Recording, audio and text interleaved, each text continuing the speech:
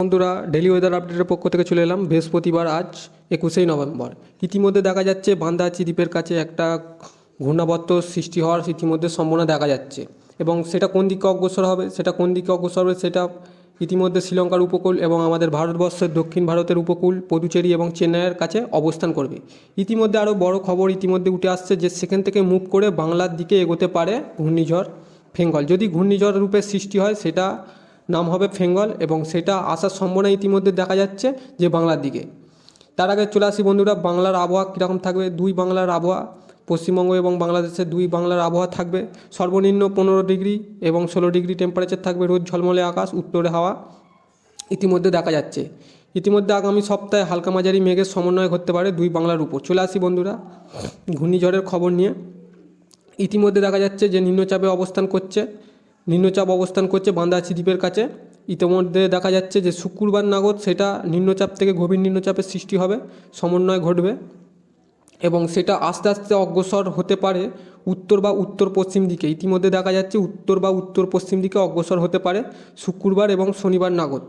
সেটা অগ্রসর হতে হতে আমরা দেখব তার গতিবিধি এবং তার সর্বোচ্চ গতি কত।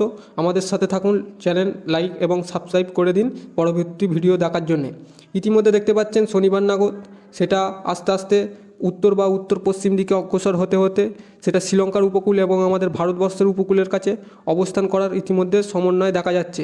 রবিবার সেটা পোর্ট বিয়ারে হালকা মাঝারি বায়ুর ঝাপটা এবং বৃষ্টি থাকতে পারে, এবং দক্ষিণ চীন সাগর থেকে হাওয়ার প্রেসার যেটা আছে দেখতে পাচ্ছেন ডান দিকে, ইতিমধ্যে দেখতে পাচ্ছেন যে হাওয়ার প্রেসারটা এসে সেটা ঘূর্ণাবর্তর একটা সৃষ্টি করে সেটা আস্তে আস্তে শ্রীলঙ্কা বা আমাদের দক্ষিণ ভারতের উপকূলে অবস্থান করছে রবিবারের নাগাদ।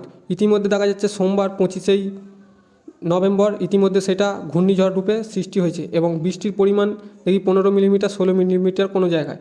যদি বন্ধুরা বায়ুর ঝাপটা মোড়ে দেখি এবং বায়ুর গতি দেখি, দেখা যাচ্ছে সর্বোচ্চ গতি হওয়ার সম্ভাবনা ইতিমধ্যে উপকূলে 62 এবং 63 কিলোমিটার, কোনো জায়গায় 67 কিলোমিটার প্রতি ঘন্টা, এবং সেটা কোন দিকে অগ্রসর হচ্ছে দেখে নেবো আমরা।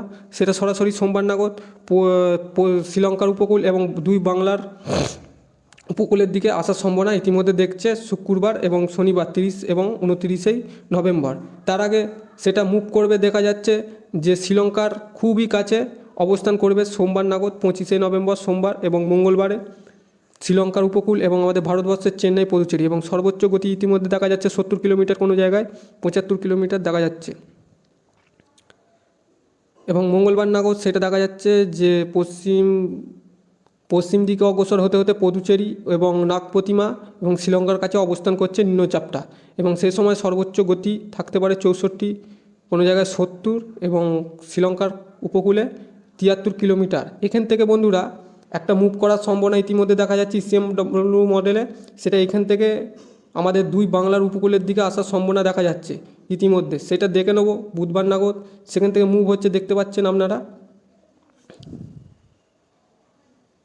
সেখান থেকে ইতিমধ্যে মুভ হচ্ছে, দেখা যাচ্ছে যে বৃহস্পতিবার নাগাদ সেখান থেকে একটা ঘূর্ণাবর্ত উত্তর বা উত্তর পূর্ব দিকে আবার মুভ করছে। এইখানে ইতিমধ্যে দেখতে পাচ্ছেন বৃহস্পতিবার নাগাদ এখানে একটা ঘূর্ণাবর্ত সৃষ্টি হওয়ার সম্ভাবনা ইতিমধ্যে দেখা যাচ্ছে। সেটা বাংলার দিকে আসার সম্ভাবনা দেখা যাচ্ছে বৃহস্পতিবার এবং শুক্রবার। চট্টগ্রামের উপকূলে ইতিমধ্যে দেখা যাচ্ছে যে চট্টগ্রামের উপকূলে ঘূর্ণিঝড় সৃষ্টি হওয়ার সম্ভাবনা ইতিমধ্যে দেখা যাচ্ছে। সেটা চট্টগ্রামের উপকূলে আসবে শুক্রবার 29শে নভেম্বর, এবং শনিবার দেখা যাচ্ছে CMW মডেলে।